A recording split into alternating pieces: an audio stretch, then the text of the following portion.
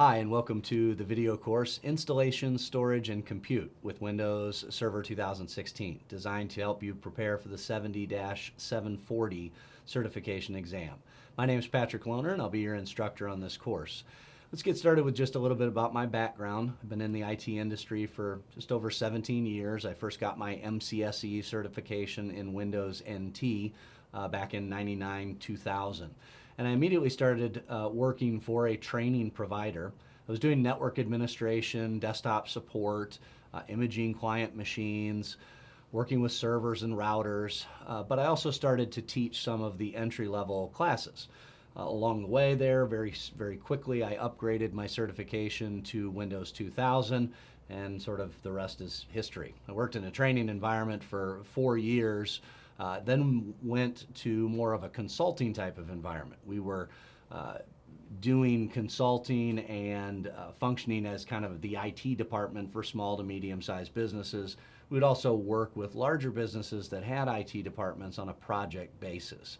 I was really heavily into Windows Server at this time and getting heavily into Exchange Server. And so a lot of those consulting projects involved upgrades to Windows Server 2003 at the time and Exchange Server 2003 and 2007. About 10 years ago, I decided to kind of go off on my own. Since then, I've worked heavily with Windows Server, System Center, Exchange, Office 365, and not only do I do a lot of training, but I have along the way been able to do a lot of consulting projects.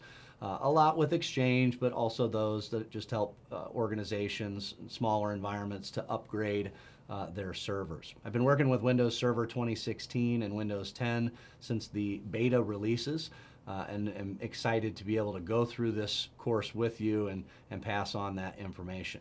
So let's talk about what we're going to look at in this course. The structure of Microsoft's courses has changed a bit, and we're actually kind of focusing on the foundation. That's not the way that they've always done it, but when they say installation, storage, and compute, we're looking at foundational topics. How do you install the operating system? In the first module, we'll talk about installation, we'll talk about the various editions that exist, and the management of the Windows Server operating system. We'll take a look at different ways to install, like image-based installations. Then we're going to look at how to build Active Directory environments to support the host and compute foundation. These systems can benefit from belonging to AD domain services domains. So we'll begin with just an overview of what Active Directory is and how it is the main network service that ties together Windows networks, and how we can use features like group policy to enforce consistent management of our platform servers. Then we're going to look at storage, implementing both local and enterprise storage solutions. Windows Server 2016 has some changes in the area of, say, storage spaces with the new Storage Spaces Direct feature, and has the ability to continue to access various types of storage: direct attached storage, storage area networks, network attached storage, the use of iSCSI and Fiber Channel. We'll be going through all of those things.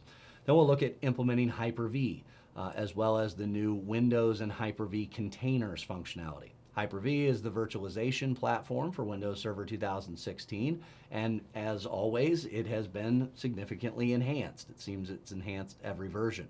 One of the enhancements is actually the addition of a new feature known as containers, which provide a different type of virtualization in compared to Hyper-V.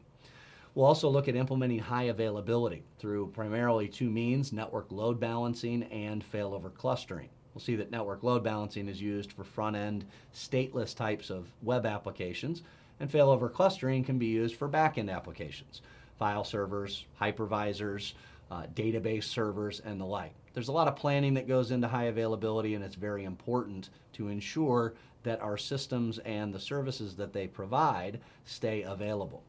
And another part of that is monitoring and maintaining Windows Server 2016.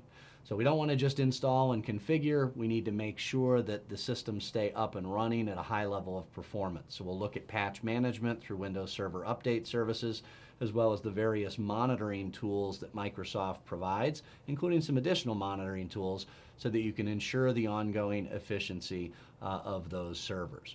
So, as I said, my name is Patrick Lohner, and I'm happy to be your instructor on this course. I'm excited for us to get going on this information, so let's get ready to go.